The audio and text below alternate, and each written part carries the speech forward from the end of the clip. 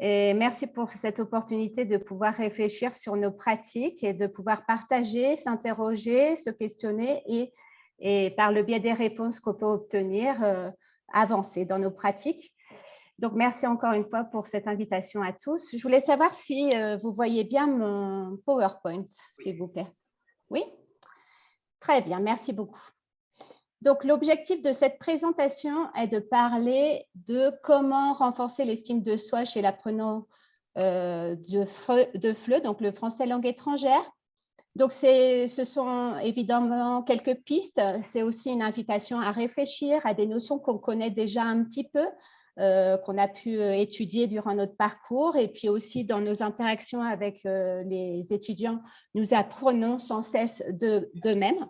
Et donc, c'est plus une invitation à réfléchir et pourquoi pas, je propose ici une réflexion sur la posture de l'enseignant, quelques idées de pratiques didactiques, sachant que je pense que la plupart déjà mettent en place ces pratiques, mais c'est juste pour se rappeler l'importance de mettre en place des choses en classe qui vont renforcer l'estime de l'apprenant, l'estime de lui-même.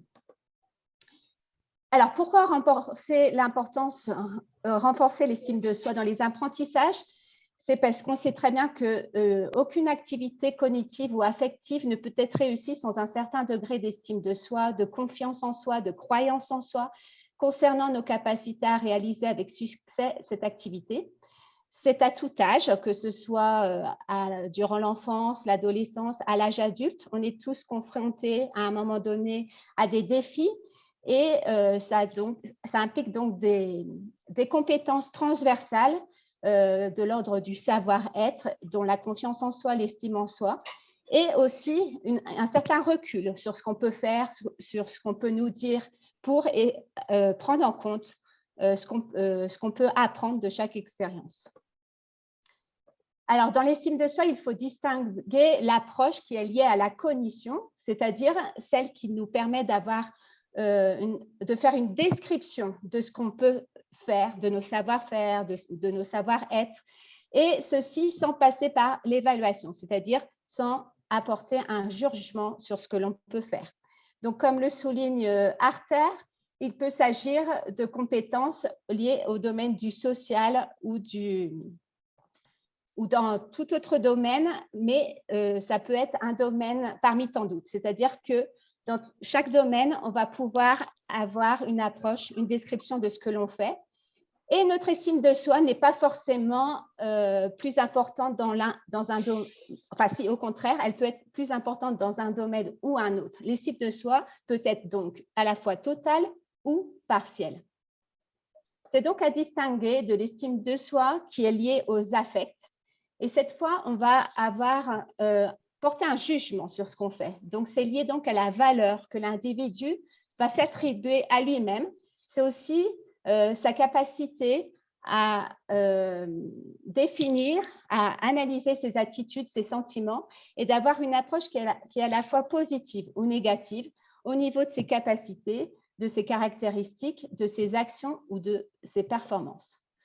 Comme on l'a déjà souligné, donc l'estime de soi, elle peut être globale. On peut avoir une analyse de soi au niveau global ou par domaine. Donc, ça peut être, par exemple, dans le FLE, avoir une bonne estime de soi par rapport à la production orale et que ce soit un peu plus difficile dans la production écrite. Donc, évidemment, notre réussite, enfin, le fait de mieux réussir dans un domaine ne signifie pas que l'on soit moins bon dans l'autre domaine, ce sont seulement des choses à améliorer et donc il est important d'analyser quelles sont les démarches qu'on va faire pour s'améliorer et surtout que nos jugements sur soi ne nous empêchent pas d'aborder ces compétences. Justement, l'estime de soi va influer sur la compétence. C'est la compétence, c'est-à-dire c'est un savoir-agir qui est complexe et qui appelle à l'utilisation de différentes ressources, donc comme des savoir-faire, des savoir-être, des attitudes. Et ces compétences incluent aussi des stratégies d'apprentissage. Donc, dans le FLE, ce qui est très important, c'est d'une part de savoir évaluer ce que l'on sait faire, ce que l'on ne sait pas faire, ce que l'on peut améliorer, mais aussi réfléchir sur quelle stratégie on va mettre en place pour s'améliorer. Et une faible appréciation de ses compétences, justement, peut empêcher l'apprenant à développer ses stratégies d'apprentissage ou peut renforcer une mauvaise perception de lui-même. C'est pourquoi l'enseignant a une place importante dans le renforcement de l'estime de soi. Donc, comme le rappelle Arnold, l'estime de soi est importante dans la classe pour être dans un bien-être et donc voir un mieux-être, favorise les conditions pour les apprentissages linguistiques et permet une meilleure acquisition de la compétence de communication ou d'obtenir de meilleurs résultats. Au contraire, une sous-estimation constante des capacités peut empêcher l'apprenant à s'investir dans une quelconque tâche didactique qui pourrait pourtant lui permettre d'enrayer ses croyances négatives au profit de son apprentissage. Pour un enseignant, il est donc important de savoir reconnaître une faible ou une haute estime de soi chez l'apprenant. Bon, excusez-moi, est-ce que vous voyez bien mon PowerPoint? Ou est-ce qu'il y a un chevauchement du texte. Ouais. Oui, exactement. Je suis désolée, c'est parce que j'ai téléchargé sur PowerPoint et ce n'est pas très... ça ne marche pas bien. Donc, je vais vous partager mon autre PowerPoint.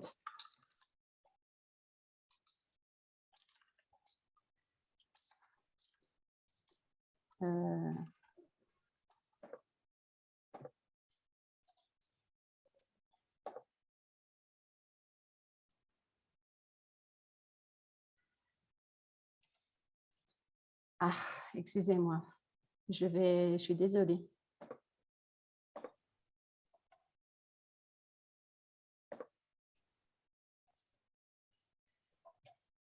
Recording in progress.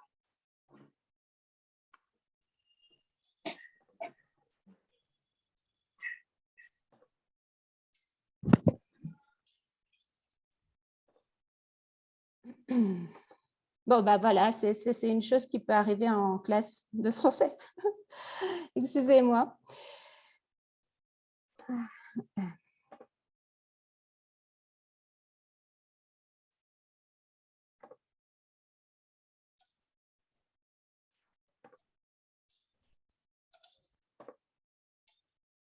Très bien. Donc, normalement, celui-ci marche mieux.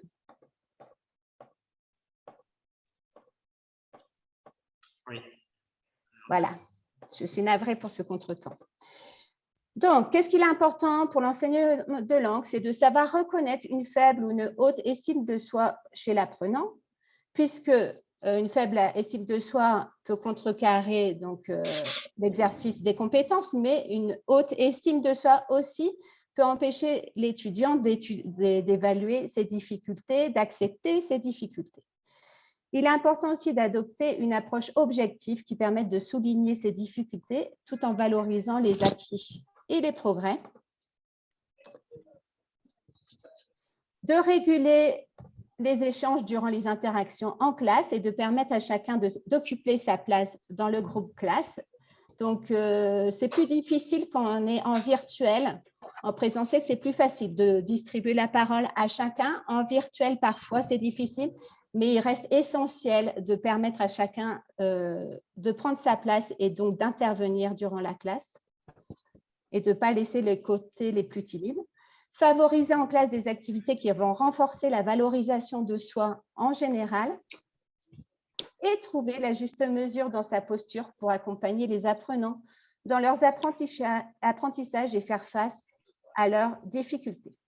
Donc, à partir de cette réflexion autour de l'estime de soi, on va réfléchir à la posture que peut avoir l'enseignant, tant au niveau des échanges, donc la régulation des échanges, dans l'étayage, c'est-à-dire dans la mise en œuvre d'une tâche, et aussi dans sa posture. Donc, l'enseignant, c'est le maître, c'est le meneur de jeu en classe. C'est celui qui, en général, partage et distribue la parole dans un groupe. C'est lui qui va solliciter ou distribuer la parole des étudiants afin de mobiliser leur attention et faire appel ou renforcer leurs acquis. Et c'est lui qui va proposer des activités qui favorisent l'interaction. Donc, il y a deux choses. Un, remobiliser les acquis en permettant de revoir ce qui a été vu la veille ou avant, ou ce qu'ils ont déjà acquis dans leur expérience personnelle. Il est important aussi de mobiliser leur attention, puisque 1h30 de cours, 2 heures de cours, parfois ça peut être un peu long. Et puis évidemment, organiser des activités où là, ils vont eux-mêmes s'exprimer et idéalement en interaction, interagir entre eux-mêmes. Dès lors, l'enseignant, il va devoir savoir reconnaître les stratégies d'autocomplaisance des apprenants.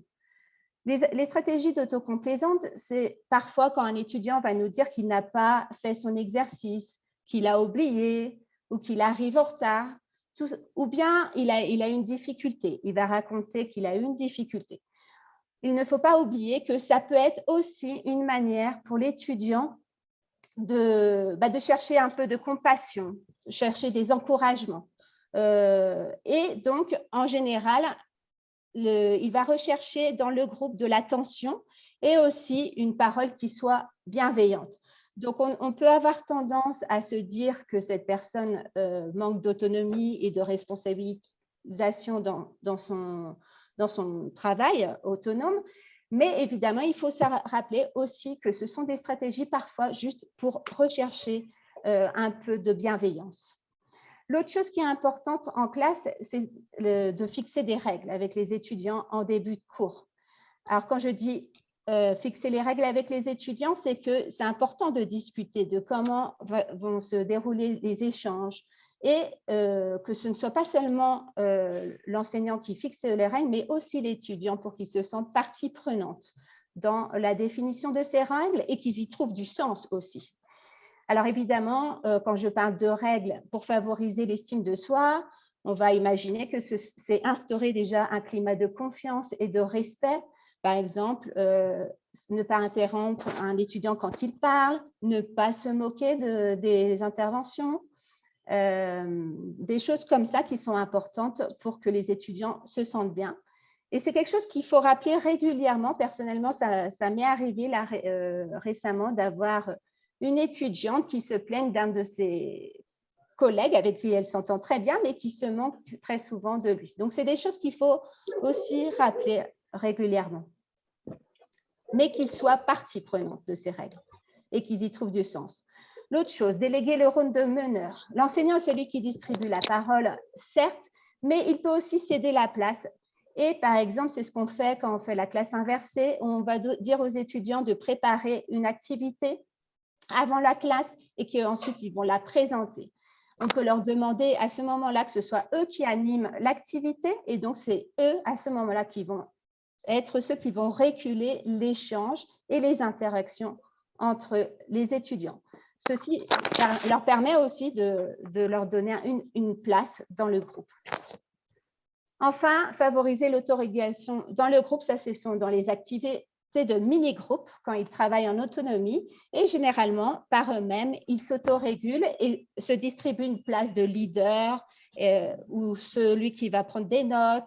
Et c'est intéressant parce que ça leur permet aussi de se libérer de la pression qu'ils peuvent ressentir quand c'est l'enseignant qui leur distribue la tâche et par eux-mêmes, ils vont s'organiser. Dans les activités, ce qui est important, c'est de se rappeler qu'il est important d'adapter les tâches, non seulement à l'âge, mais aussi au niveau de l'étudiant. Vygotsky, en ce qui concerne les enfants, parlait de la zone proximale de développement, c'est-à-dire que l'enfant met en place une tâche dans sa zone qui est comprise dans sa zone de développement, c'est-à-dire qui est aisée pour lui. Si c'est trop difficile, il va se sentir en insécurité. Et il faut se rappeler que ce que l'enfant est en mesure de faire aujourd'hui à l'aide des adultes, il pourra l'accomplir seul demain. Donc, c'est important, d'une part, de faire une tâche qui soit à la hauteur de l'étudiant et de l'accompagner. Pour cela, Brunner parle de l'étayage de l'adulte et de l'interaction de tutelle. Dans la tâche, il est important, d'une part, d'enrôler l'étudiant, enrôler au sens positif, c'est-à-dire engager l'intérêt et l'adhésion de l'apprenant envers les exigences de la tâche. Deuxièmement, de réduire les degrés de liberté, la simplification de la tâche, c'est-à-dire de bien formuler les attentes par rapport à la tâche. Et quand on parle de simplification, c'est pas que ce soit trop facile, mais bien exprimer qu'est-ce qu'on attend, quelles sont les attentes, par exemple au niveau grammatical, au niveau lexical, au niveau discursif, quel type de document est attendu, de façon à ce que les étudiants sachent bien ce qu'ils font. Ça peut arriver que parfois ils se trompent et donc ça peut favoriser un sentiment d'échec. Le maintien de l'orientation, éviter que l'élève s'écarte du but assigné par la tâche. Donc, c'est important que l'enseignant révise régulièrement l'avancée de la tâche pour éviter justement ce sentiment d'échec. Il est important aussi de signaliser les caractéristiques qui sont déterminantes, c'est-à-dire faire comprendre les écarts entre ce que l'élève a produit et ce qu'il aurait considéré comme une réponse correcte. Donc, on revient à ce qu'on a dit au départ. Donner les éléments d'évaluation, qu'est-ce qu'il a attendu, et ensuite réviser avec lui ce qui était attendu et ce qu'il a pu faire. Il est important aussi de gérer avec lui la frustration, donc éviter que ces erreurs se transforment en un sentiment d'échec. C'est ce qu'on appelle la pédagogie de l'erreur. C'est important de souligner les erreurs pour qu'eux-mêmes apprennent à se corriger et comprennent le mécanisme. Qu'ils comprennent qu'au final, on est là pour apprendre. On ne peut pas savoir tout de suite et c'est en s'exerçant, en pratiquant qu'on va apprendre. Et enfin, il est mieux de présenter un modèle au départ quand on présente une tâche de façon à ce que l'étudiant sache ce qui est attendu de lui. Dès lors, la médiation liée à la tâche, elle se fait tant par l'enseignant que par les autres étudiants. L'enseignant va veiller à structurer des échanges qui soient actifs entre les étudiants et veiller à ce que la tâche se réalise de la meilleure façon possible. Il va être un tremplin dans l'exécution de la tâche sans qu'elle soit trop simplifiée puisque ça va dépendre du degré de difficulté. Par ailleurs, il est important de faire appel aux compétences des autres étudiants, notamment en termes de médiation. Donc, par exemple, toutes leurs compétences plurilingues et pluriculturelles, c'est-à-dire ils vont reformuler en français, si on enseigne en français, et ça va permettre aux autres étudiants de comprendre ce qui est attendu d'eux, ou bien ils vont utiliser la traduction. Ils peuvent aussi faire des comparaisons avec une autre langue. Enfin, c'est important que les étudiants aussi se co-évaluent.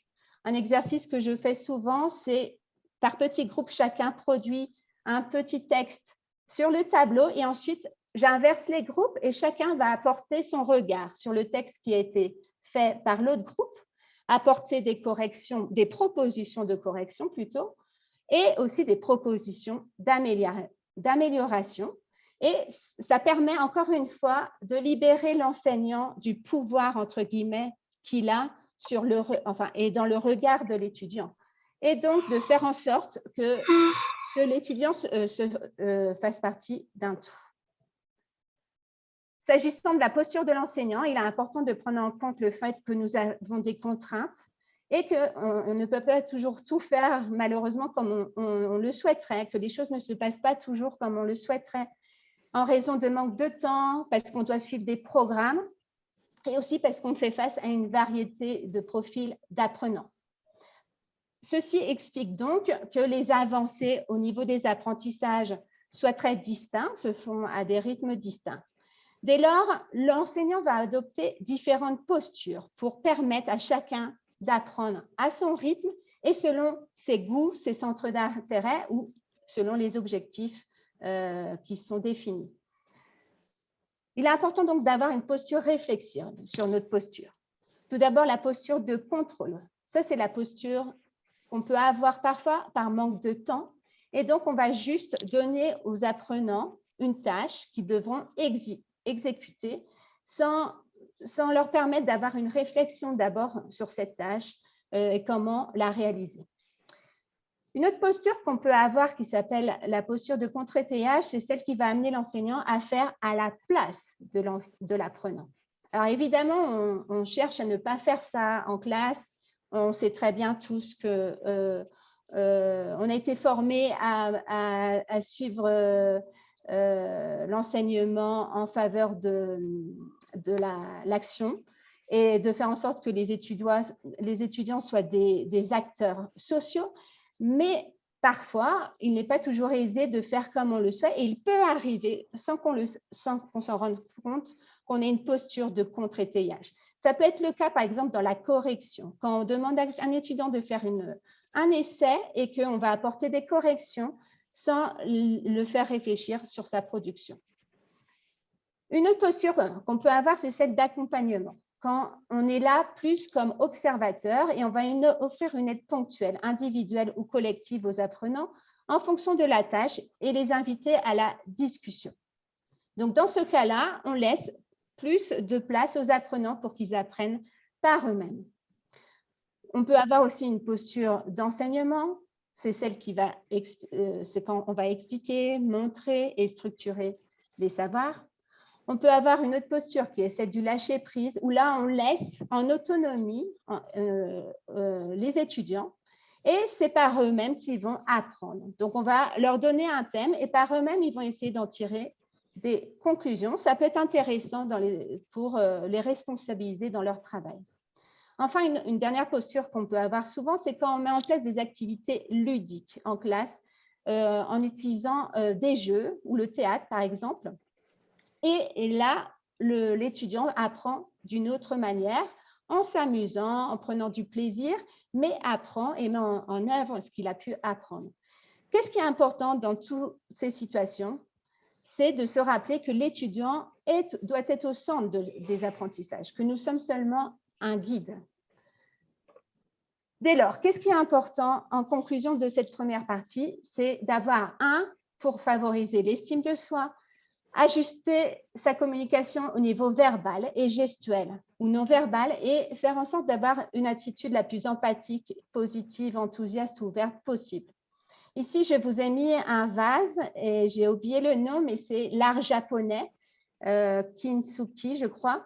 Dans cet art, les Japonais, quand ils ont un bol ébréché, c'est-à-dire avec des fêlures, ils vont le recoller en utilisant des fils d'or. C'est une technique pour mettre en valeur les défauts. C'est-à-dire que tous, on doit reconnaître nos défauts, savoir reconnaître nos défauts, nos difficultés, mais que ça a une valeur. Ça a une valeur puisque c'est ce qui va nous apprendre à nous améliorer. On va identifier nos erreurs et on va apprendre à les corriger. Donc, chaque expérience est positive. Idéalement, c'est ce qu'on doit pouvoir apporter aux étudiants. Qu'est-ce qu'on peut faire dans ce cas-là pour justement libérer l'étudiant du regard et de la posture de pouvoir que peut avoir un enseignement en classe? C'est celle de l'auto-évaluation. L'auto-évaluation, c'est permettre à l'étudiant d'apprendre à s'auto-évaluer. Donc, c'est ce dont on parlait tout à l'heure, se corriger, mais aussi voir ce qu'il a pu faire de bien ou voir là où il n'a pas su répondre aux attendus. Et ça va lui permettre à lui de renforcer sa propre estime en sachant voir les points positifs et en identifiant les choses à améliorer. Donc, ça peut renforcer d'une part son estime de soi au niveau de l'apprentissage, mais en général. Et évidemment, il est important de favoriser les stratégies propres d'apprentissage des étudiants pour que par eux-mêmes, ils puissent apprendre, puisqu'au final, les cours, nous sommes là sur un temps donné et ils vont apprendre par eux-mêmes d'une autre manière, en complétant ce qui a été vu en classe, par la manière qui les correspond le mieux. Et c'est vraiment important de revoir ça avec eux régulièrement en classe.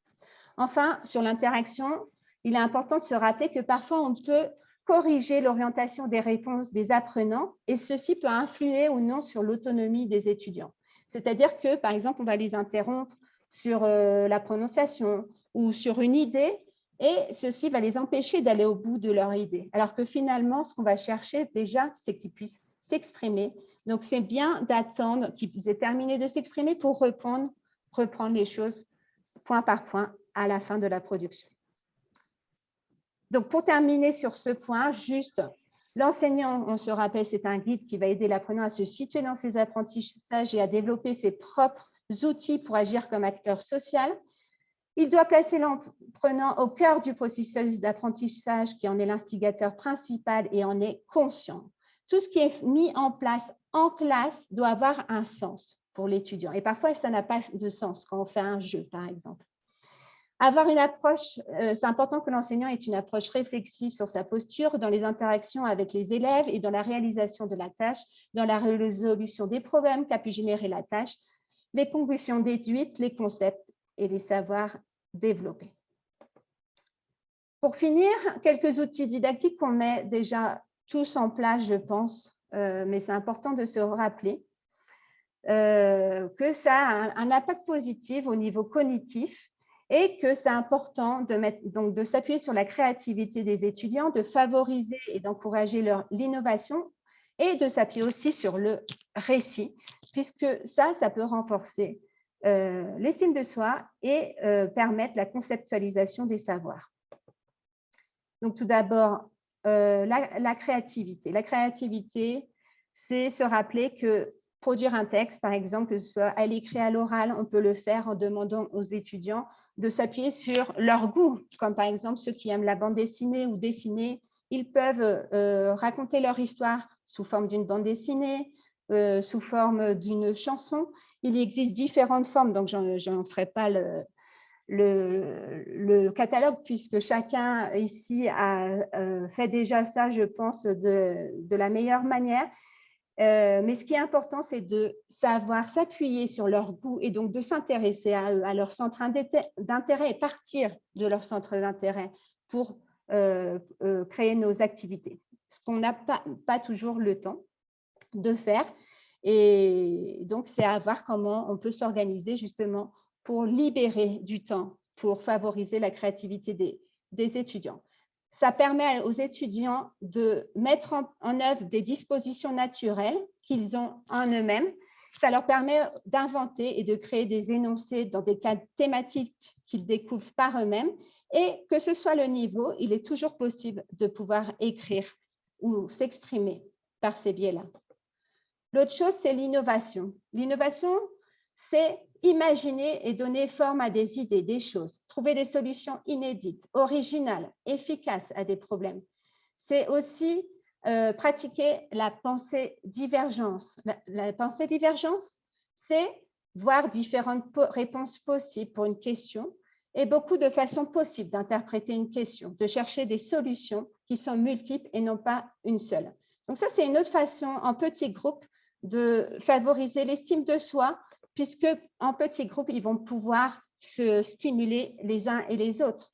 Là, ici, vous avez un exemple d'exercice que j'ai pu faire plusieurs fois en classe autour des objectifs de développement durable, inviter les étudiants à résoudre un problème qui sont dans leur environnement direct, c'est-à-dire dans leur ville, dans leur quartier ou en Colombie, dans leur pays, et sous forme d'un projet, alors souvent d'entrepreneuriat, en leur demandant de définir quel est leur projet avec un nom, un slogan, une vision, une mission, avec l'utilisation d'aspects lexicaux et grammaticaux que l'on a pu voir en classe. Donc là, c'est plutôt pour un niveau B1, comment exprimer la cause, la conséquence, le but, la concession, et enfin aborder le nombre de personnes impliquées.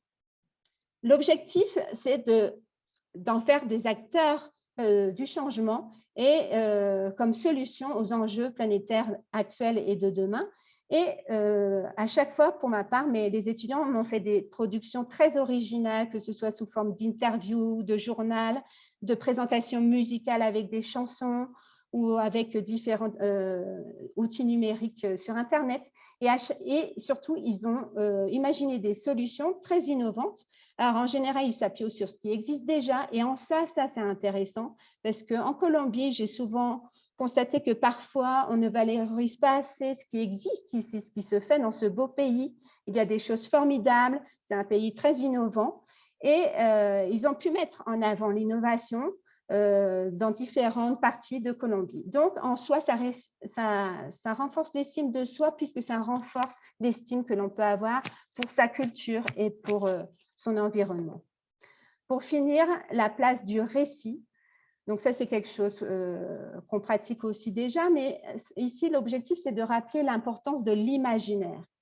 que la personne, quand elle va s'exprimer, quand elle va parler d'elle-même, elle va façonner son propre réel.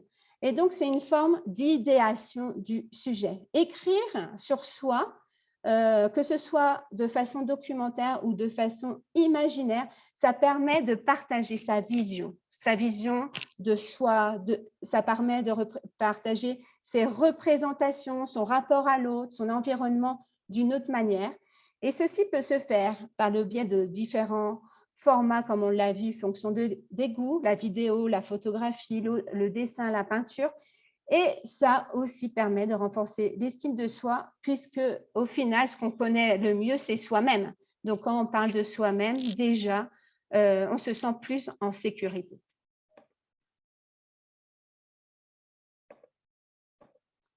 Donc, ce document il vous sera partagé à la fin de la présentation.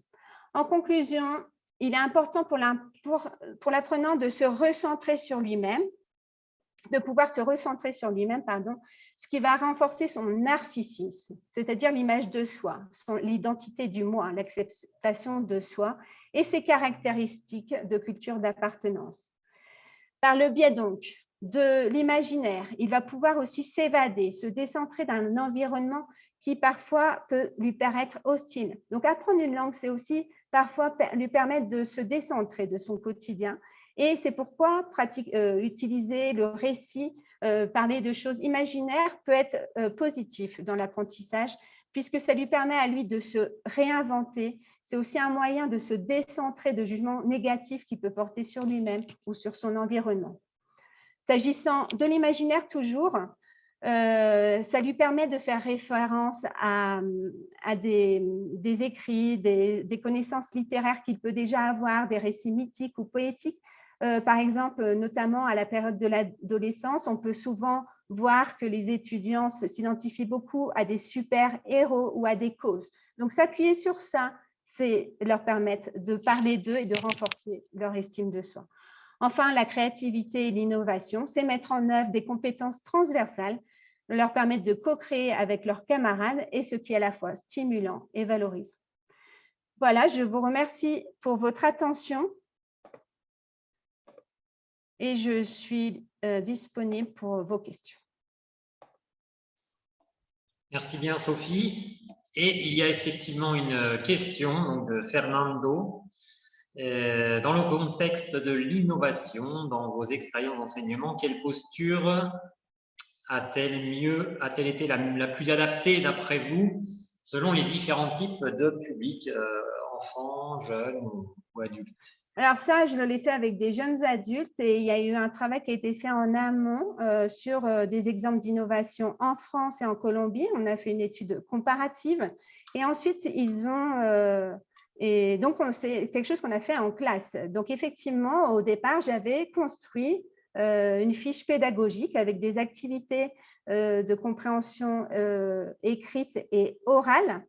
Et ensuite, il y a eu un travail d'autonomie. Donc, il y a eu, on va dire, une posture d'étayage avec un accompagnement de la tâche, c'est-à-dire une découverte, qu'est-ce qui était attendu au niveau lexical et grammatical, leur donner des outils pour rechercher aussi des entreprises ou des innovations qui existent en France, en Colombie, ou ça pouvait être ailleurs. Et ensuite, ça reposait complètement sur l'autonomie. Je leur ai seulement donné des critères, en fait, et ils étaient totalement libres. Ils devaient juste répondre aux critères, c'est-à-dire créer une entreprise, l'identifier, donner le nombre de personnes bénéficiaires, les moyens et exprimer donc le problème et la solution. Pour le reste, c'était complètement libre et c'est pourquoi j'ai eu des présentations totalement distinctes et très créatives et innovantes, puisqu'ils ont imaginé aussi des solutions à des problèmes ici en Colombie qui étaient très intéressantes. Merci Sophie pour ta réponse. Il y a une autre question de Karen Rojas. Comment peut-on reconnaître un étudiant avec une estime de soi faible, plutôt faible?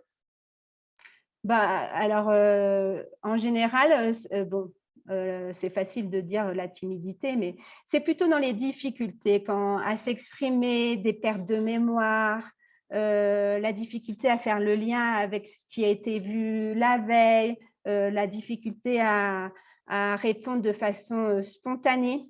Il y a des personnes, on sent que tout de suite, ils sont présents, ils sont dans le présent, donc ils savent de quoi on va parler et de quoi on est en train de parler, alors que d'autres, on voit bien que c'est aussi un manque d'attention et de concentration, mais ça marque bien une difficulté à identifier et faire identifier déjà ce qu'on souhaite faire, quel est l'objectif, mais aussi faire le lien avec ce qui a été vu avant. Et c'est en soi qu'on peut voir qu'il y a un manque de confiance parce que la personne ne va pas oser, va tout de suite s'interrompre, va céder la parole. Alors moi, ça m'arrive et dans ce moment-là, les autres étudiants aident. Alors, si évidemment, il y en a qui font à la place de moi, j'interviens justement, je vois si la personne est en difficulté, je laisse les étudiants intervenir, mais je lui redonne la place parce que je sais qu'il y a des choses qu'elle va faire pour justement pas rester dans une situation où elle se sent en difficulté. Et en général, ce sont des personnes qui vont demander qu'est-ce que je peux faire comme exercice, quelle stratégie je peux développer. Donc, elles vont nous demander un été, justement, d'être un accompagnant très présent et évidemment bienveillant. Très bien, merci Sophie pour tes réponses. Est-ce qu'il y a une dernière question avant de passer à la suite? Donc, ça va être une prolongation, la suite, de toute façon, sur l'estime de soi avec Andrés. Donc, je vais laisser la parole à Andrés. Donc, Andrés Castillo, professeur de l'Alliance, professeur de FLE depuis 4 ans, qui a étudié les langues étrangères à l'université de Carthagène. Il poursuit actuellement un master à la UPB et il a travaillé auprès de divers publics dans des institutions comme l'Alliance française de Carthagène, le Colegio La Nueva Esperanza également. Donc ici, l'intervention d'Andrés, c'est travailler la coopération et la confiance grâce aux activités en binôme. À travers différents auteurs et exemples concrets, nous analyserons le rôle que joue la dynamique coopérative et la confiance en l'autre au sein des activités mises en place en cours de FLE. Nous parlerons aussi des effets que ces deux éléments auraient sur le développement de différentes compétences. Donc, Andrés, je te laisse la parole. Donc, merci, Monsieur Dominique, et bonjour à tous. Et merci pour votre participation dans cet webinaire. Et je voulais savoir si vous voyez bien mon écran. Ouais. Ouais. C'est bon. Donc, justement, comme Monsieur Dominique vient de nous dire, cette intervention s'appelle, on dirait, travailler la coopération et la confiance en cours de FLE grâce aux activités en binôme. Et je vais faire traîner un peu quelques informations que Sophie nous a déjà données, mais je vais me concentrer sur la méthode coopérative et les activités au binôme. Et donc, quel est le rôle que joue cette dynamique coopérative et la confiance en l'autre au sein des activités en binôme, c'est-à-dire quand on travaille en pair. Et voilà, nous parlerons aussi des effets que ces deux éléments auraient sur le développement de différentes compétences, les compétences linguistiques, les compétences langagières. Et voilà, premièrement, pour commencer, il faudrait se poser cette question, savoir qu'est-ce que l'apprentissage coopératif. Donc, je me suis appuyé sur deux auteurs. La première, c'est Nicole Laverne, dans son texte de l'apprentissage coopératif. Et elle nous dit qu'apprendre est un processus actif et constructif, une action menée par l'étudiant, pour traiter l'information et l'intégrer à sa structure cognitive. C'est un peu ce qu'on appelle, l'apprentissage significatif, c'est-à-dire comment je connecte les apprentissages déjà acquis avec ces connaissances que je viens d'apprendre, non? Et donc, elle nous dit aussi, elle s'appuie sur un auteur Mérieux, que je cite là, elle nous dit que on doit créer en tant qu'enseignante les conditions pour que ces langages puissent jouer son rôle. Et la meilleure manière de créer ces conditions, c'est à travers le travail en groupe. Selon les dictionnaires, les petits Robert, un groupe, un ensemble de personnes ayant quelque chose en commun. Dans notre contexte, les contextes de l'apprentissage du FLE, c'est les contextes, non? L'objectif commun, c'est justement d'apprendre les français. Et d'un autre côté, nous avons aussi la définition qui nous donne Théodore Panitz. Il nous dit que l'apprentissage coopératif peut être considéré comme une série de processus qui aident les personnes à interagir dans le sens d'un objectif particulier. Dans ces cas-là, comme je viens de dire, c'est l'apprentissage du français, ou peut-être un objectif plus spécifique, l'apprentissage de l'impératif, l'apprentissage du subjonctif. Ça dépend de ce qu'on travaille pendant la séance pédagogique. Alors, pourquoi est-il important d'avoir confiance en l'autre? Alors, je me suis appuyé ici sur deux auteurs, Norbert Nagel et José Grégoire. Ils nous répondent à cette question à travers cette réflexion. C'est-à-dire comment la honte peut, quelle est l'influence que la honte a sur les sciences pédagogiques ou les développements des différentes compétences. Et il s'inspire surtout des travaux de Erskine. Et en voici les thèses. Donc, faire honte met en péril l'apprentissage. S'il y a un étudiant qui a ces problèmes, c'est un grand problème parce que comment il va développer les compétences, par exemple, les compétences de production orale, si j'ai peur de parler, si je suis nerveux. Donc, voilà, c'est pourquoi la honte met en péril l'apprentissage. Et la honte met en péril aussi les relations. Et dans un cours de langue, l'idée, c'est de communiquer mes idées, d'apprendre à communiquer mes idées, mes besoins. Et si je ne peux pas le faire, parce que la honte met en péril les relations avec les autres élèves, je ne pourrai jamais atteindre l'objectif. Et voilà, elle affaiblit l'estime en soi et les résultats de l'apprentissage, par conséquent. Et OK. On va observer à travers deux exemples concrets comment la dynamique coopérative et la confiance en soi, quelle influence ont ces dynamiques dans deux activités mises en place et à un cours. D'accord? Donc, comme premier exemple, on va voir une étude qui a été conduite avec un enseignant d'éducation physique, de EPS, et sa classe des troisièmes, c'est-à-dire des étudiants entre 14 et 15 ans. C'était un cycle d'escalade des 7 sciences. Il y a deux étudiants qui ont participé et qui ont été nommés Nicolas et Raphaël. Et voilà, l'auteur nous organise un peu la dynamique, le déroulement de cours dans deux volets. Et le premier volet, alors la situation, c'est que Raphaël, premier étudiant, arrive à note de la voix et annonce arriver à Nicolas. Ces dernières lui répondent qu'il est bloqué. Raphaël, l'autre étudiant qui est déjà arrivé, commence à descendre la voix en tenant les prises, bien que Nicolas lui répète de lâcher tous les prises. Puis, volet numéro 2, c'est ce que l'auteur a appelé l'autoconfrontation de Nicolas. Je disais à Raphaël de lâcher les prises et qu'il pouvait avoir confiance parce que je le tenais avec les prises, parce que je le tenais. Et il continue à descendre avec les prises, il ne les lâchait pas. Après, l'enseignante va les voir et il vient pour lui dire de tout lâcher, qu'il pouvait faire confiance. Au début, il ne voulait pas parce qu'il n'a pas trop confiance, pas seulement avec moi, c'est-à-dire avec l'autre étudiante, mais aussi avec tout le monde. Et après, l'enseignante va prendre l'accord d'assurage avec moi et c'est dans ces moments-là qu'il lâche les prises.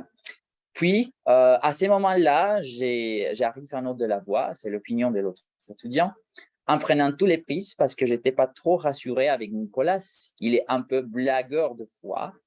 Et après, l'enseignant arrive et il m'a dit de tout lâcher. Au début, je ne voulais pas. Et après, j'ai vu qu'il a pris l'accord d'assurage. Donc, on va faire une petite analyse de cette activité. Pardon.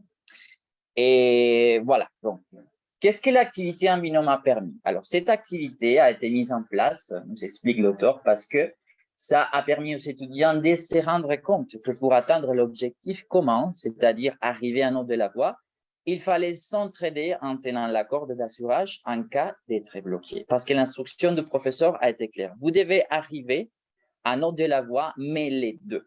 Parce que c'est un travail en équipe. Donc, vous ne gagnerez pas si il y a un étudiant du binôme qui arrive et l'autre reste et l'autre n'arrive pas. Donc, ce n'était pas l'idée. Donc, ils se sont rendus compte que c'était nécessaire de travailler ensemble, de s'entraider pour précisément atteindre l'objectif. Même s'ils n'avaient pas confiance l'un en l'autre, le travail individuel était hors de discussion. C'est un peu l'instruction du prof. Et on peut remarquer aussi que le rôle du professeur en tant que facilitateur a été essentiel parce que sinon, dans les cas contraires, Nicolas n'aurait jamais lâché les plis.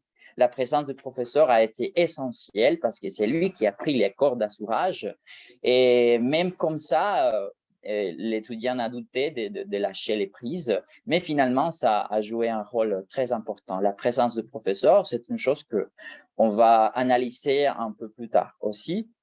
Et finalement, sa peur de tomber et l'image des blagueurs que Nicolas avait de Raphaël ne lui a pas permis de surmonter l'obstacle avant de continuer.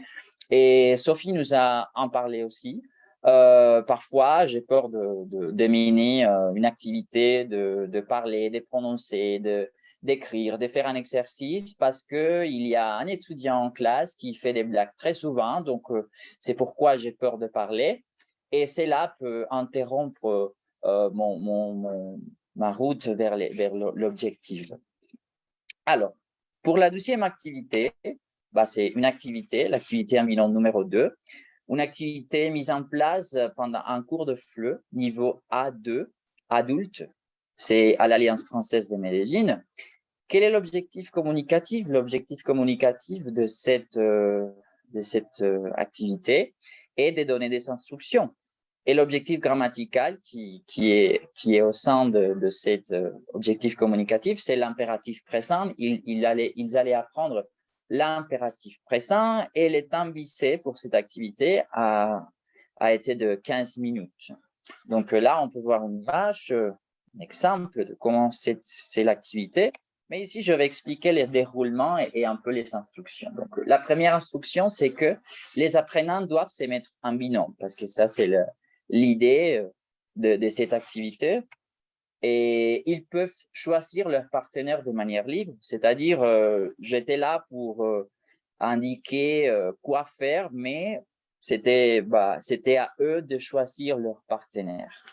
Alors, le professeur, c'est-à-dire moi, donne à chaque équipe 2 feuilles de papier.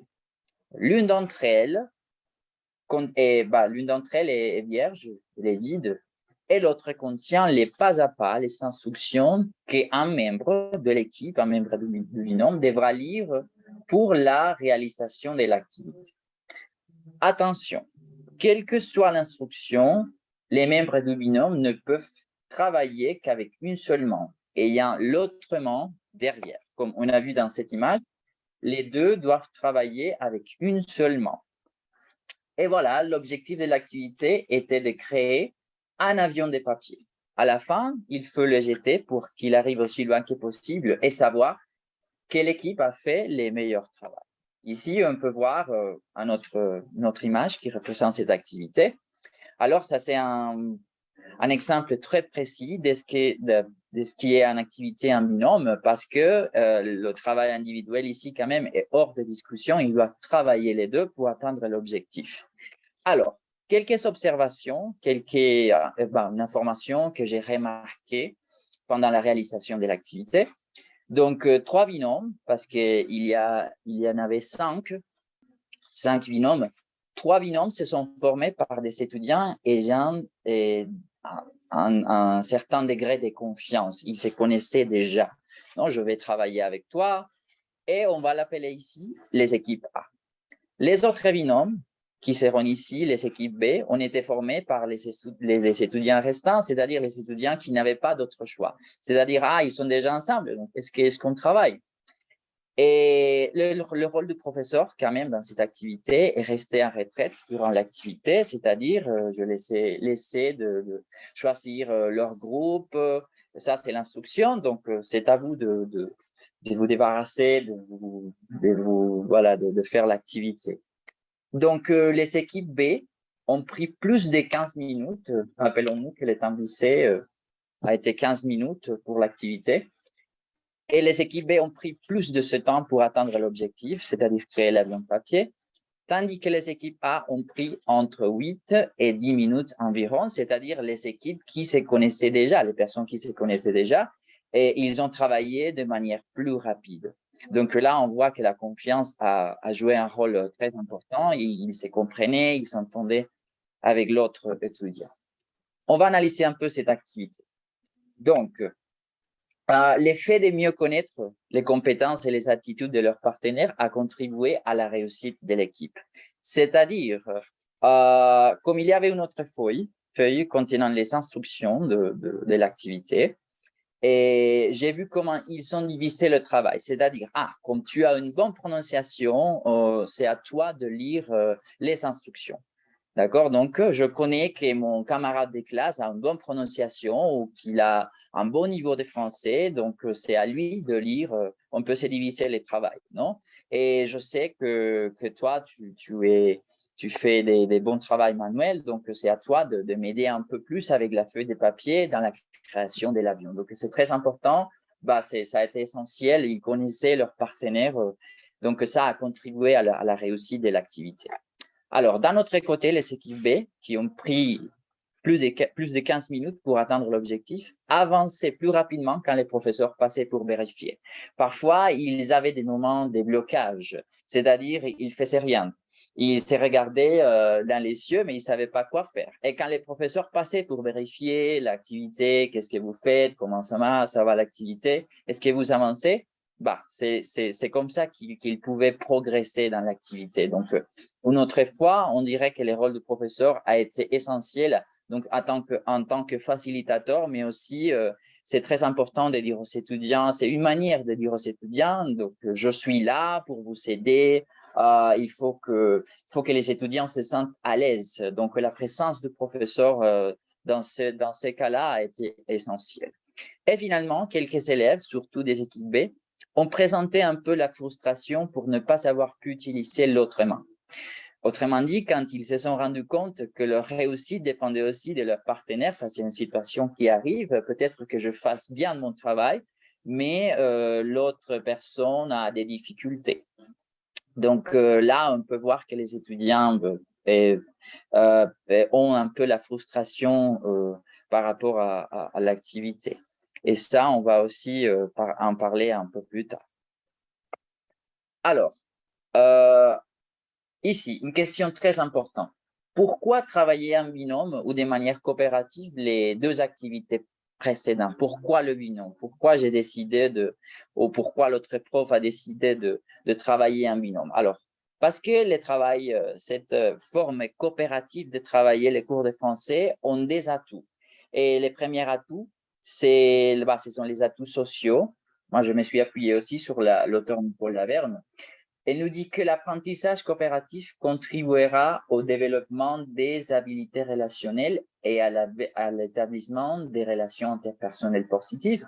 Comme nous avons déjà dit, l'objectif, en fait, d'apprendre une langue, c'est de pouvoir communiquer mes idées, mes besoins dans un contexte spécifique. Donc, les relations interpersonnelles sont très importantes. Et l'apprentissage coopératif aide précisément à pouvoir les développer. Donc, ici, une autre chose très importante, c'est que chez les adultes, dans une classe de langue seconde, divers groupes ethniques se côtoient. Donc, le fait de travailler ensemble à des objectifs communs fait progresser vers la compétence interculturelle. Donc, comme dans les cas de Nicolas et Raphaël, Nicolas pensait il disait que Raphaël était parfois un peu blagueur. Ça peut être vrai, mais ça peut être aussi ça peut être aussi faux. Donc, c'est peut-être une idéalisation que j'ai créée de l'autre étudiant. Mais si j'ai l'opportunité de travailler ensemble avec l'autre étudiant pour atteindre un objectif commun, et je pourrais, pardon, je pourrais, je pourrais me débarrasser de cet idéal, de cette idée de l'autre étudiant. Et voilà, de notre côté, chacun apprend à se connaître et quand il a peur, l'anxiété et les préjugés s'atténuent. Et d'autres atouts de cette méthodologie, ce sont les adjectifs, parce qu'il y a de la chance de travailler en plus petite unité, l'apprenant développe sa confiance en lui-même. De plus, l'estime de soi augmente lorsqu'on contribue au succès d'un groupe et à l'accomplissement d'une tâche. Parfois, cela arrive beaucoup en cours, l'étudiant a besoin de se sentir utile pendant la réalisation des tâches. Donc, quand je contribue à la réalisation d'une activité, et c'est un véritable réussite, donc ça va renforcer l'estime en soi de l'étudiant chez les apprenants.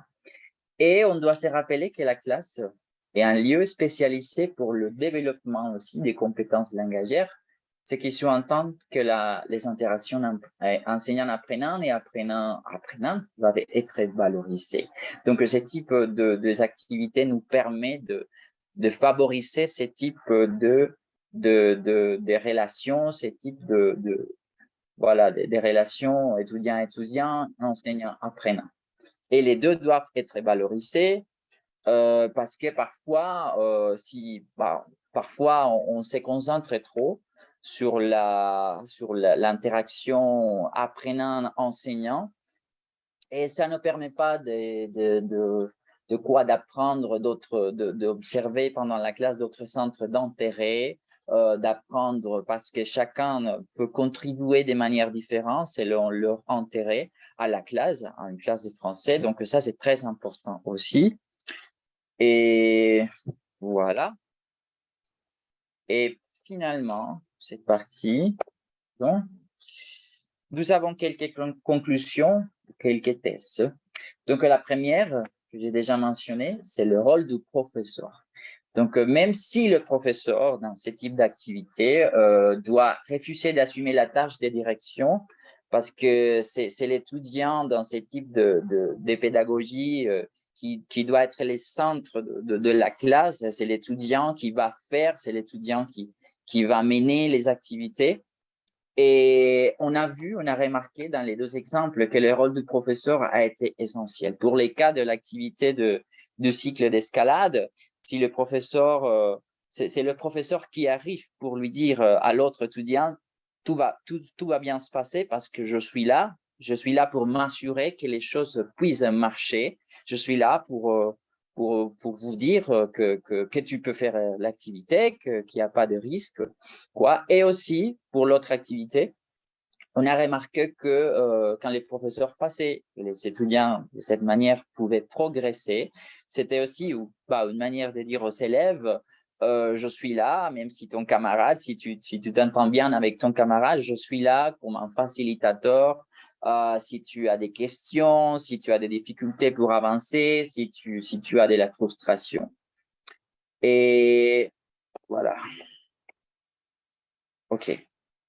Donc, et on voit aussi que même quand il y a des difficultés, la confiance n'a pas été acquise. Donc, le rôle du professeur est essentiel.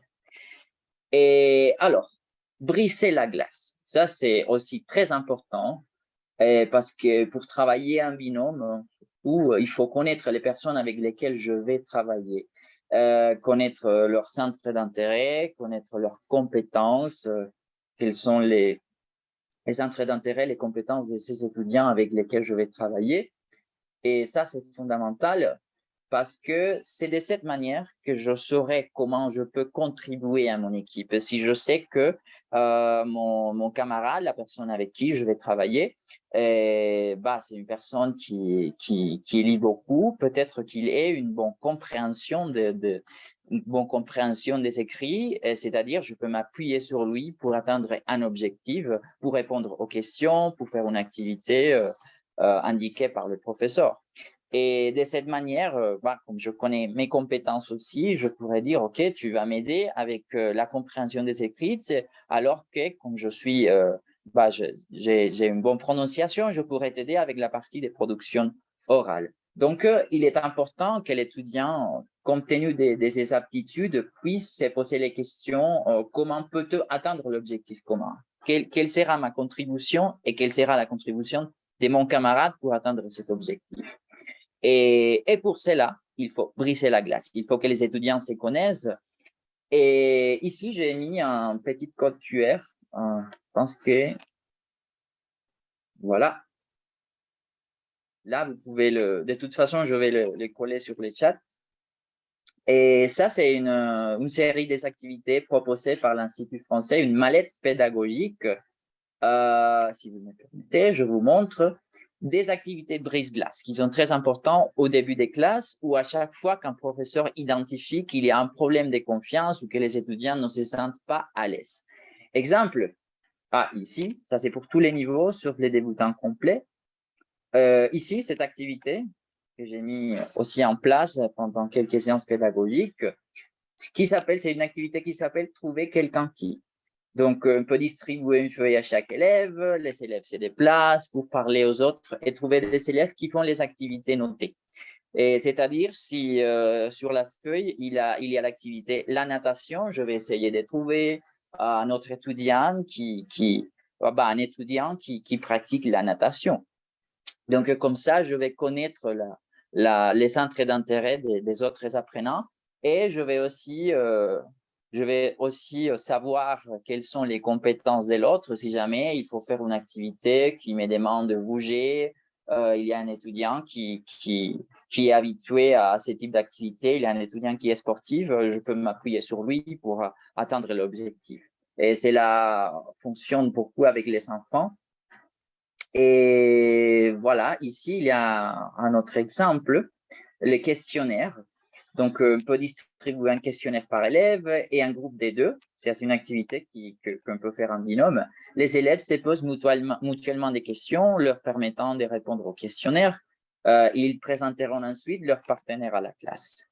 D'accord? Donc, ça, c'est une activité qui facilite, qui va favoriser aussi le fait de mieux se connaître en classe.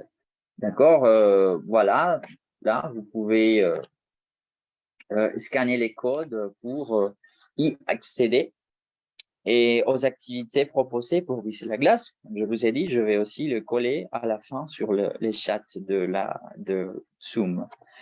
Et voilà, finalement, le développement des compétences linguistiques, donc le processus d'acquisition des différentes compétences dépend aussi du travail en équipe. En classe, la pratique active s'avère un composant essentiel de ces stratégies d'apprentissage, mais la situation de communication demeure trop souvent artificielle. J'ai déjà mentionné que parfois on favorise trop et l'interaction enseignant-apprenant. Et voilà, donc ça, parfois, ça pose un problème parce que je me suis rendu compte voilà, que nous sommes dans notre rôle de prof. On essaie d'adapter notre discours, les niveaux même de la langue aux étudiants, surtout s'ils sont débutants. Et ça ne leur permet pas de connaître d'autres accents, par exemple, ou d'autres centres d'intérêt, parce que c'est toujours le professeur qui me parle. Je connais déjà le professeur après 10 classes, un mois avec lui. Et donc, ça ne favorise pas l'apprentissage coopératif et on dirait que la classe devient trop artificielle. Et dans la vie réelle, c'est vrai qu'on communique avec d'autres personnes, avec différents centres d'intérêt, avec d'autres cultures qui ont une langue maternelle différente de celle du professeur. Donc, ça, c'est très important que je puisse identifier quand les situations des classes deviennent trop artificielles parce que les contextes doivent être naturels et significatifs. Et donc, voici la bibliographie un peu des auteurs sur lesquels je me suis appuyé et je reste attentive si Vous avez des questions?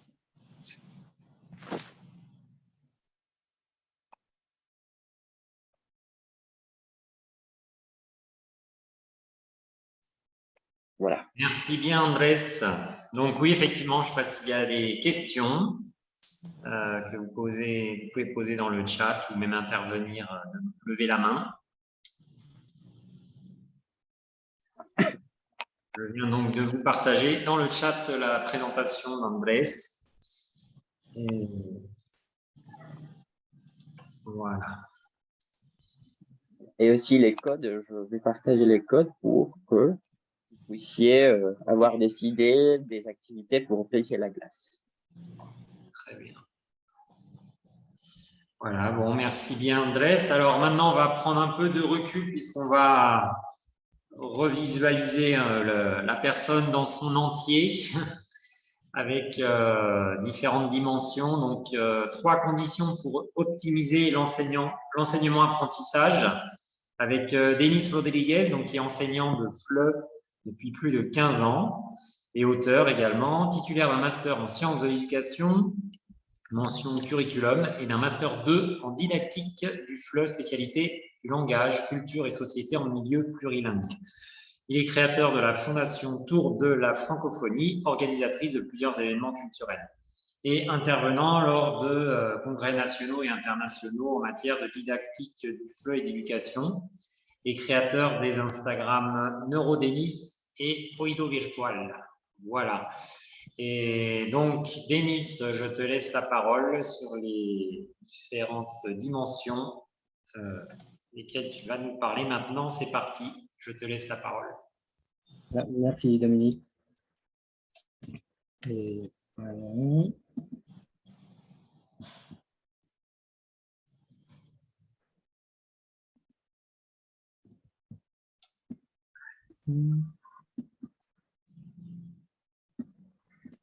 Voilà. Bonjour à toutes et à tous. Ça fait plaisir d'être ici. J'espère qu'on va passer un joli moment ensemble. Merci à l'ambassade de France en Colombie et à l'Alliance française de Medellín de cette invitation. Et également, je salue les participants, les professeurs, les collègues qui nous suivent en ce moment. Je suis vraiment ravi de faire partie de ce webinaire. Et je vous accompagnerai aujourd'hui pour vous parler des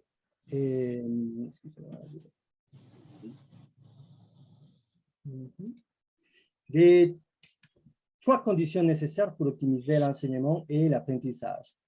C'est un sujet qui me tient beaucoup à cœur. En fait, je suis professeur de français depuis presque une quinzaine d'années et en tant que prof, je me suis intéressé pendant les dernières années à la neuroéducation et à tous ces processus mentaux qui ont lieu quand on apprend une langue. Donc, quand on parle des conditions d'apprentissage, il faudrait commencer par la prémisse que l'homme est un être biopsychosocial. Cela veut dire qu'il est composé par une partie biologique, une partie psychologique et une partie sociale.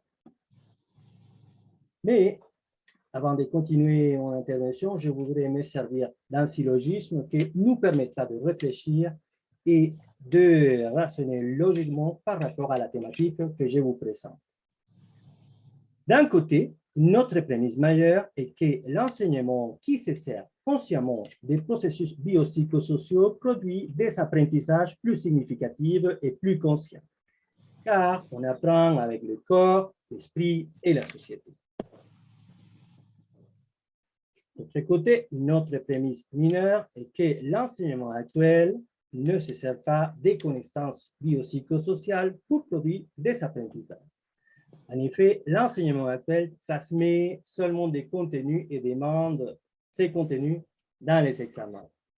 Dans ce sens, nous pouvons conclure que l'apprentissage actuel ne produit pas d'apprentissage significatif ni de conscience.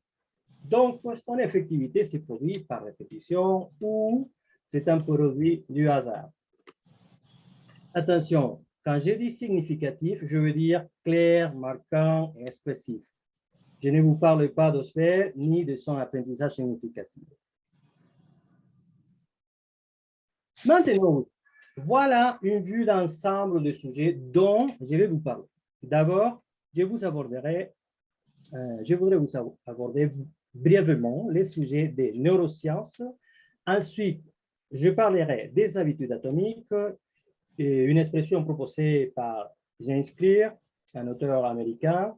Après, je vais passer ensuite à quelques idées sur la psychologie positive, sur les Kaizen. Et finalement, je partagerai avec vous quelques exemples concrets. Alors, les neurosciences. Les neurosciences constituent des disciplines qui étudient les structures, les fonctions, les bases moléculaires et les pathologies du système nerveux. De même, il est important de souligner que les neurosciences ont de différents niveaux de recherche et de cette manière, on part d'un niveau biologique pour étudier les parties moléculaires et cellulaires. On passe par un niveau mental pour étudier la partie cognitive, comportementale, systématique, et finalement, on arrive à un niveau social pour étudier la partie personnelle et interpersonnelle. Et comment cela nous concerne en tant que prof? Parce que les neurosciences nous apportent des stratégies et des outils biosociaux pour optimiser le processus d'enseignement. Excuse-moi, Denis, on ne voit plus ta présentation. Est-ce que tu peux essayer de revenir et repasser la diapo? Je ne t'écoute pas très bien. Est-ce que vous ne regardez pas mon diapo? Ah, c'est écran noir. Et voilà. Maintenant, vous regardez la présentation? Oui, c'est bon. D'accord. Voilà, donc j'étais en train de parler des niveaux de recherche des neurosciences, les niveaux pour étudier la partie moléculaire et cellulaire, les niveaux mentaux pour étudier la partie cognitive ou comportementale systématique, et pour le niveau social, on arrive au niveau social, pour étudier la partie personnelle et interpersonnelle. OK. Passons ensuite à la notion d'habitude atomique que je trouve importante vu que l'apprentissage d'une langue étrangère peut se consolider à partir des habitudes d'étude, de répétition et d'optimisation. Selon James Clear, une habitude atomique est une petite habitude qui fait partie d'un système plus complexe. De la même manière que les atomes sont les briques des molécules, les habitudes atomiques sont les briques des résultats exceptionnels. Selon cet auteur, les moyens les plus efficaces de changer nos habitudes est de se concentrer sur ce que nous voulons devenir, c'est-à-dire les habitudes d'identité, et non sur ce que nous voulons accomplir, c'est-à-dire les habitudes de résultats. Car de notre identité découle nos habitudes. Dans ce sens, on va travailler notre partie psychologique pour changer notre attitude et créer des bons d'enseignement.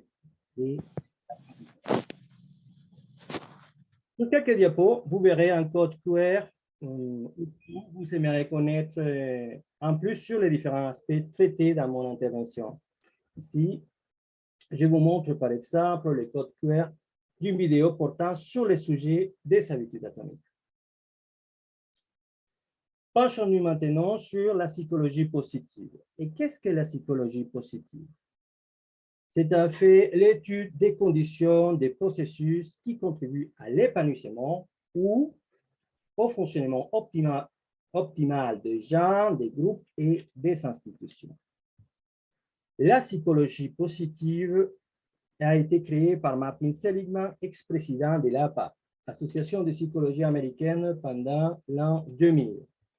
Seligman a dessiné à partir de ses études 6 vertus accompagnées des 24 forces de caractère pour apprendre l'optimisme et améliorer la qualité de vie. Les 6 vertus sont la sagesse, le courage, l'humanité, la justice, la tempérance et la transcendance.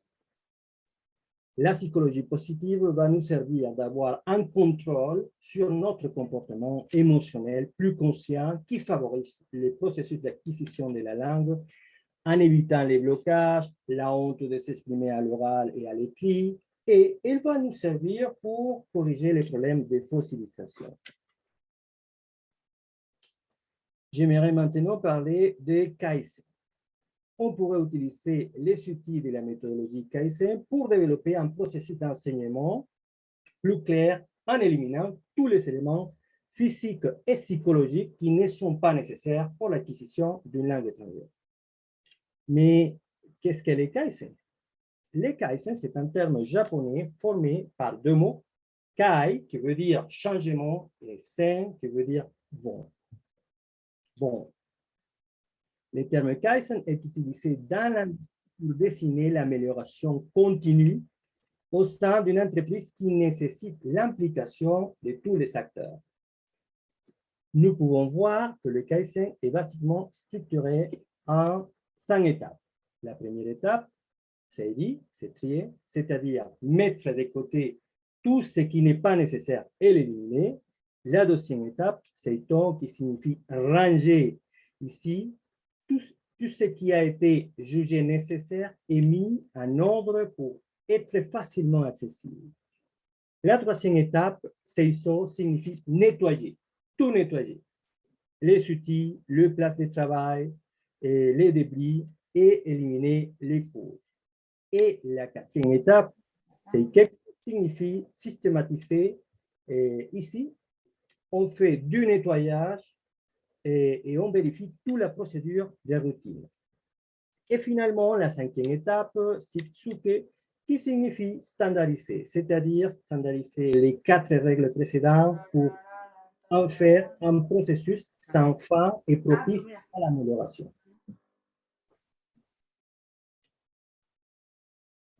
Au début de mon intervention, j'ai parlé des 3 conditions biopsychosociales. Maintenant, je vais me pencher particulièrement sur la partie neurobiologique et sur quelques astuces qui peuvent nous aider à stimuler cette partie. Sourire. En effet, sourire peut rendre notre réflexion plus positive. Analyser les regards des étudiants, coller dans la salle des images des étudiants souriants, booster l'énergie moléculaire grâce à la boisson d'ATP, la mindfulness, pleine conscience pour les étudiants qui sont excités, faire un pause, danser, chanter, sauter. Ce sont de bonnes activités pour travailler la coordination, éviter la dépression et activer le corps. Et également, hydrater le cerveau. Maintenant, nous allons voir des exemples. Cette image nous montre l'effet des neurones miroirs. Et qu'est-ce que les neurones miroirs? Ce sont des cellules cérébrales qui s'activent lorsque nous voyons quelqu'un faire quelque chose. Les neurones miroirs sont liés à un comportement empathique, social et d'imitation. Elles sont un outil fondamental pour l'apprentissage. Cette information est très importante car parfois, en tant que prof, on souhaiterait que nos étudiants s'auto-corrigent ou parlent mieux, mais ça nous rend compte que nous, notre visage ou nos messages transmettent une idée plutôt négative qui ne motive pas, ou bien au contraire, cela peut décourager. En fait, ça peut arriver dans la vie en général, pas seulement dans les contextes éducatifs. Donc, il faut sourire pour la santé, pour motiver, pour bien partager avec les autres.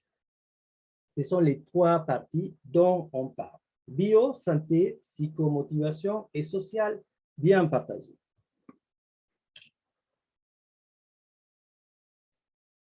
Cette image nous montre les effets positifs de savoir utiliser les neurones miroirs.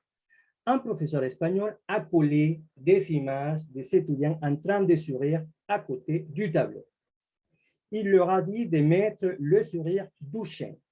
C'est un type de sourire où on montre les dents, on plie un peu les yeux, voilà, parce que On est content. Les résultats de cette expérience ont montré que grâce à cette stratégie, on peut créer une atmosphère émotionnelle positive et constante dans la classe. On a stimulé les enfants plusieurs fois tout au long de la journée scolaire. De plus, cette stimulation a eu lieu de manière instantanée et il n'y a pas eu d'interférence avec les processus cognitifs. L'expérience a été publiée dans le livre Neurosciences à l'école de Thomas Ortiz. Notre troisième exemple, c'est la boisson d'ATP. ATP, c'est la molécule d'adénosine triphosphate ou la molécule d'énergie du corps. Il ne faut que 3 ingrédients. Un demi-citron, une demi-cuillère à café de sel et un verre d'eau. Et à quoi ça sert ces boissons? Elles servent à booster le niveau d'énergie dans le corps quand on est fatigué ou quand on se sent faible. C'est quelque chose que vous pourrez préparer facilement dans un cours virtuel, par exemple avec vos étudiants. Voilà, nous avons traité la partie neurobiologique. On va passer maintenant à la partie psychologique.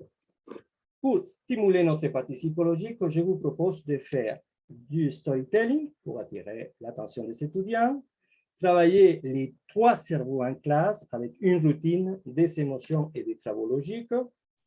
Également, vous pouvez utiliser l'humour en classe et permettre aux étudiants de faire des blagues sur des sujets de cours, favoriser les points positifs et créer des habitudes pour modifier les faiblesses, faire appel aux images pour construire une histoire et travailler les portfolios. Continuons avec la théorie des 3 cerveaux créée par Paul MacLean. Cette théorie nous présente l'évolution du cerveau en 3 parties qui sont encore présentes dans notre système nerveux. Selon MacLean, on pourrait diviser les structures du cerveau en 3 parties. Le cerveau rectilien, le plus primitif, qui est en lien avec les contrôles moteurs, la capacité d'attention, les réflexes, la surveillance, attaquer ou fuir dans certains cas. Le cerveau limbique est fortement relié aux émotions, plaisir, à la prise de décision. Et les plus nouveaux, le néocortex qui est guidé par son esprit rationnel. Donc, on propose de travailler les 3 cerveaux en classe. Cela veut dire créer une routine, encourager les émotions positives et travailler la partie logique, rationnelle et réflexive. Cela conditionne les étudiants, les motive et leur fait développer des compétences communicatives logiques. Et c'est vrai que ces 3 éléments sont présents dans tous les processus d'apprentissage.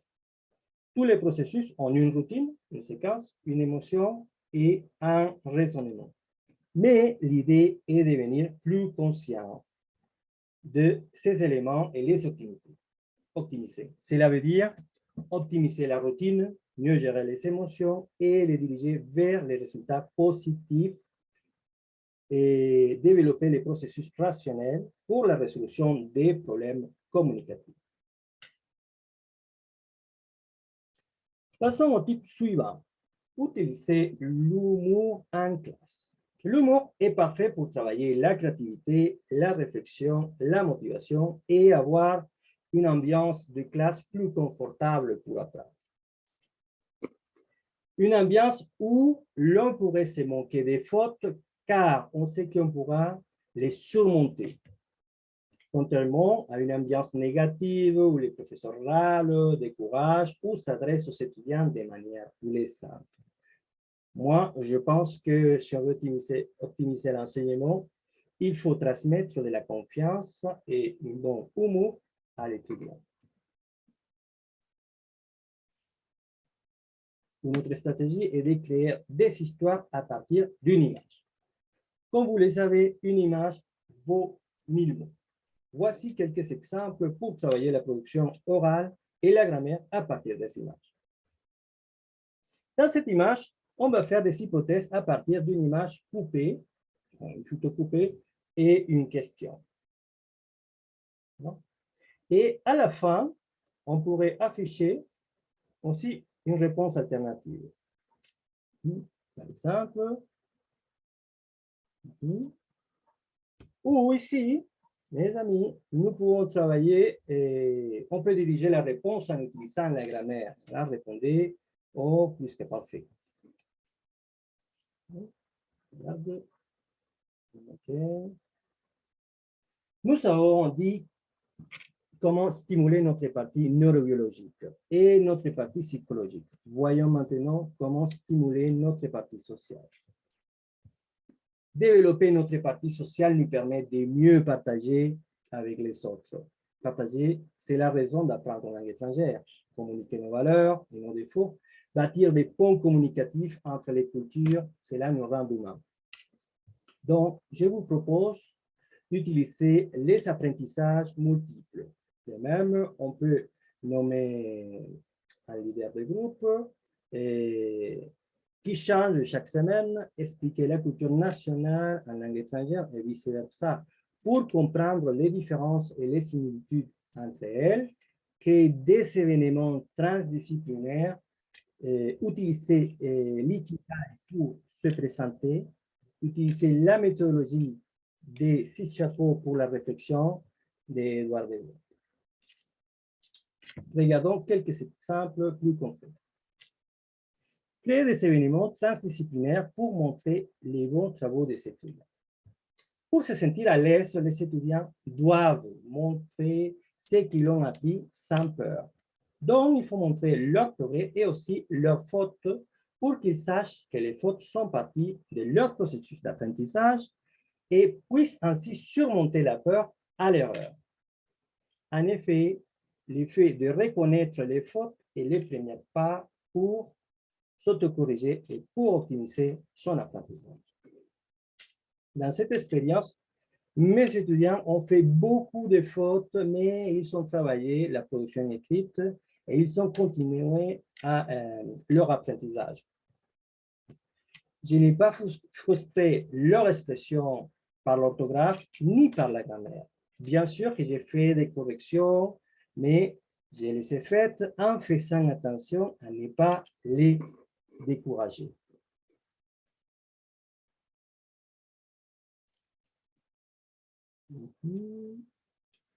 Voilà. À l'Alliance française de Caracas, on a fait le rallye Le Trésor de la francophonie. Il s'agit d'une activité d'apprentissage collaborative, ludique, que les étudiants ont beaucoup aimé ou ils ont beaucoup appris. Dans cette activité, on a travaillé les émotions à travers la compétition et les relations sociales pour communiquer et pour apprendre. Une autre activité intéressante et très facile à faire, c'est l'ikigai pour se présenter, pour travailler les émotions des étudiants et déclencher la réflexion. L'ikigai va nous servir pour parler de notre raison d'être. Ce qu'on aime, c'est en quoi on est doué, c'est pourquoi on sera payé, etc., etc. Et le dernier exemple, utiliser la méthodologie des 6 chapeaux pour la réflexion d'Edouard Deveau pour la résolution de problèmes. Dans cette activité, on travaille les émotions, la neutralité, la créativité, le pessimisme et l'optimisme. J'ai utilisé cette méthodologie dans mon travail de recherche du Master FLE 2 pour évaluer les systèmes d'évaluation des compétences de l'Université métropolitaine. Et pour conclure, on peut dire que pour être plus conscient de nos processus d'enseignement et d'apprentissage, il faudrait bien connaître les apports des neurosciences dans le contexte biopsychosocial. Pourquoi? Parce que si nous ne connaissons pas bien le corps humain et comment il apprend, le risque est que les processus d'apprentissage soient perdus en raison des problèmes de santé physique. Si nous ne connaissons pas bien l'esprit humain, et comment il apprend, le risque est que les processus d'apprentissage soient perdus à cause de problèmes de mémoire, de concentration, de motivation, d'émotions ou autres. Et si nous ne connaissons pas bien les relations sociales et comment elles nourrissent notre environnement, le risque est que les processus d'apprentissage ne remplissent pas leur fonction sociale. Et voilà la présentation. Si vous avez des questions, je serai ravi de vous répondre. Chers participants, chers collègues, merci de votre attention. Je suis vraiment content d'avoir partagé avec vous cet espace d'échange. Et j'ai fini avec ma partie préférée du fil Casablanca. Louis, I think this is the beginning of a beautiful friendship. Merci. Merci, Denis. Bon, nous avons une question de Mario Pérez, qui lève la main. Puis, bonsoir. Une information très intéressante. Et je voudrais poser une petite question. Est-ce que vous pouvez donner un exemple concret et par rapport à la méthodologie des 6 chapeaux dans un cours de FLE, s'il vous plaît? Voilà. Donc, dans les codes QR, je vous montre une vidéo plus complète. Mais, grosso modo, la méthodologie des 6 chapeaux pour la réflexion consiste à évaluer et analyser un problème ou un projet des différents points de vue. Et on doit travailler de manière groupale. Je vous montre l'âge des 6 chapeaux. Voilà. D'accord. Pour analyser les sujets à partir de plusieurs points de vue. Par exemple, on va analyser de la neutralité, on va voir les chiffres, les statistiques ou les éléments mesurables. On va étudier les points de vue des émotions, les pessimismes. Donc, on va voir plusieurs points de vue focalisés sur l'émotion, la créativité, le pessimisme et l'optimisme. Et à la fin, avec les chapeaux bleus, on va organiser toutes les informations obtenues pour prendre une décision plus complète et plus exacte et plus favorable aussi. C'est comme ça. Donc, tu peux travailler en classe l'argumentation et la résolution des problèmes aussi. D'accord, merci, bien compris. Si. Merci, Denis. Est-ce qu'il y a d'autres questions? Donc, j'ai mis la présentation dans le chat.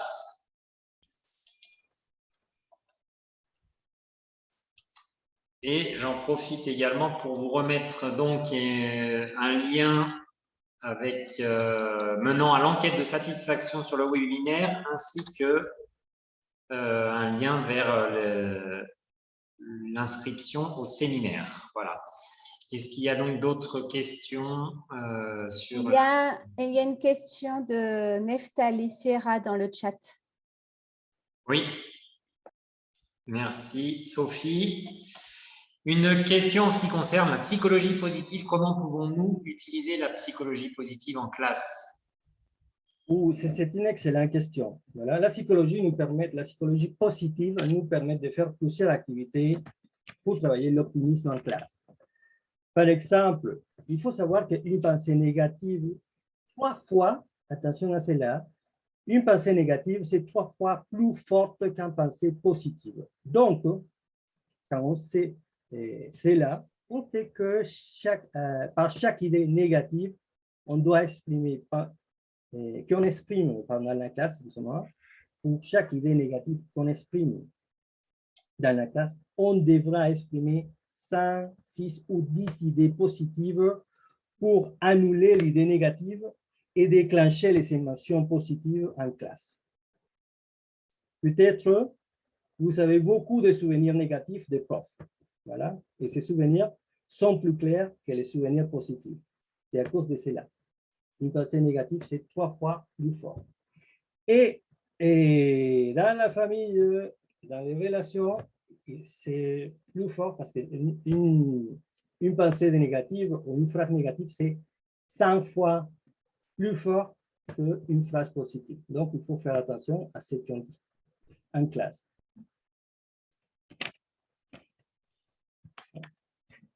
Merci, Denis. Il y a encore 2-3 minutes pour une dernière question.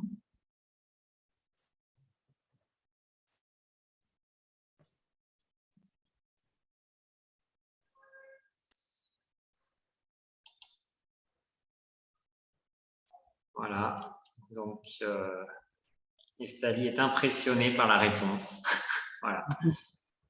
Merci Denis, en tout cas, ton intervention. Merci à Sophie et Andrés. Merci à vous trois. Merci à l'ambassade de France en Colombie, donc, qui a rendu aussi possible ce second webinaire. Et donc, voilà, nous reviendrons vers vous, alors peut-être depuis une autre alliance du réseau colombien pour un webinaire, un 3e webinaire prochainement. Donc, voilà, nous vous attendons nombreux et en attendant, je vous souhaite une bonne soirée. Merci encore à toutes et à tous pour votre présence depuis donc différentes régions du pays. Et puis, voilà. Merci beaucoup aux collègues qui étaient connectés aussi, je vois là. Bien.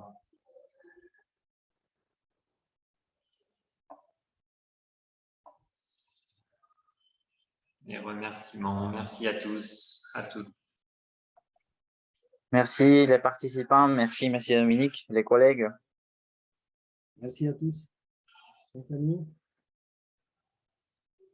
Merci à mes collègues aussi, les collègues du Venezuela aussi, de l'Alliance française du Venezuela. Merci. Merci beaucoup pour l'opportunité et merci pour ces riches enseignements, Denis et Andrés. Merci Denis, merci. Je vous salue du Venezuela et merci à vous tous de me permettre de participer, permettre de revoir et même être en contact avec Denis. Magnifique Denis. Bon, après, je te contacterai parce que c'est assez long. Ceci de l'aspect, voilà, tout ce qu'il faut voir. Ce que tu as dit, le chiffre que tu as porté de 5 fois plus fort, voilà, alors c'est travailler contre le courant, non? Un petit peu. Oui, parce que définitivement, voilà, et nous tous, hein, nous savons toujours, on demande de poser la question, voilà, les profs, non, les profs prononçaient pas mal, prononçaient comme ci, comme ça, voilà, la prononciation, quelques aspects, même les blagues, parce que il faut être très attentif aux personnes, non? Voilà, des différents caractères, faire des blagues, c'est normalement, c'est un contresens, ça dépend de la personnalité, il faut bien l'analyser, tout ça, et spécialement en ligne, que ne voit pas la personne, hein. Même les réactions, parfois, le webcam n'est pas allumé, on ne peut pas voir, etc. Alors que, mais voilà, très intéressant, Denis, toute la participation, en fait. Merci. Hein. Merci. Merci, Carlos. Merci, Carlos, aussi. Merci, Dominique. Merci à tous. Bonne soirée. Bonne soirée à tous. Bonne soirée. Au revoir. Au revoir.